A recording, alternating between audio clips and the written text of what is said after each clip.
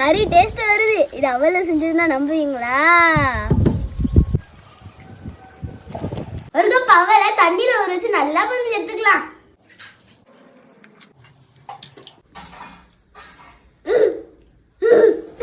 இவ்வளவு நேரம் எடுத்து தின்னுட்டு இருந்தா.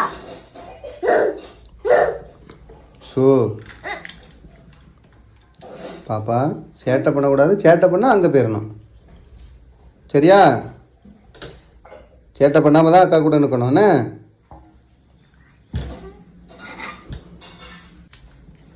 நல்லா புரிஞ்சு எடுத்துக்கிட்டோம். இது கூட ஒரு உருளைக்கிழங்க வேக வச்சு மசிச்சு போட்டுருக்குறேன். 2 பிரெட்டை வச்சு போட்டுக்கலாம். 2 ஸ்பூன் கார்ன்ஃப்ளவர் மாவு சேர்த்துக்கலாம். இஞ்சி பூண்டு பேஸ்ட் சேர்த்துக்கலாம். கரம் மசாலா, மிளகாத்தூள். உங்ககிட்ட கரம் மசாலா இல்லைன்னா சிக்கன் தூள் சேர்த்துக்கலாம், இல்லைன்னா கறி மசாலா சேர்த்துக்கலாம். ஏற்கனவே பிரெட் போட்டிருக்கோம், அதுவே மொறுமொறுப்பாக தான் இருக்கும். அது கூட 1 ஸ்பூன் ரவை சேர்த்துக்கலாம், கூட கொஞ்சம் மொறுமொறுப்பாக இருக்கும். துளுப்பு போட்டு நல்லா பிணைஞ்சு எடுத்துக்கலாம்.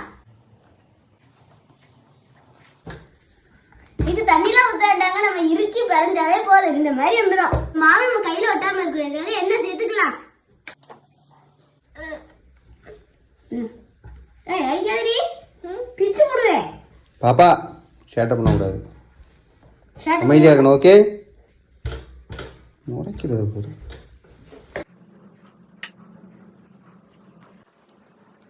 உங்களுக்கு என்ன டிசைன் வேணுமோ அந்த டிசைன்ல பண்ணிக்கோங்க. எங்களை பாருங்க கண்ட பண்ணிக்க வச்சிருக்கோம்.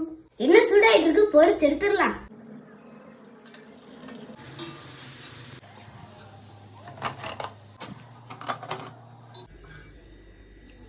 வந்தாச்சு.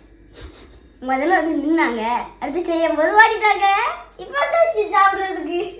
அப்படியா? ரெடியானு வந்துட்டியோ? அம்மா சொல்லிட்டு இருப்பா தான் வந்துட்டா. அம்மா சொல்லி வந்தா. அப்படியா? வெஜ்ஜே நான்வெஜ் மாதிரி சூப்பரா பண்ணிருக்கோம். அப்பா காணோம். உட்கார். டேஸ்ட் சூப்பரா இருக்கு. இது நான்வெஜ் டேஸ்ட் அளவு வராது, ஆனா கிட்ட வந்துருச்சு. 3வது எடுக்க போறோம். எப்படி இருக்கு? இது பெரியவங்களுக்கு தான் பிடிக்கும்னு பார்த்தா குழந்தைங்களுக்கு ரொம்ப ரொம்ப பிடிக்குது. கண்டிப்பா செஞ்சு கொடுங்க.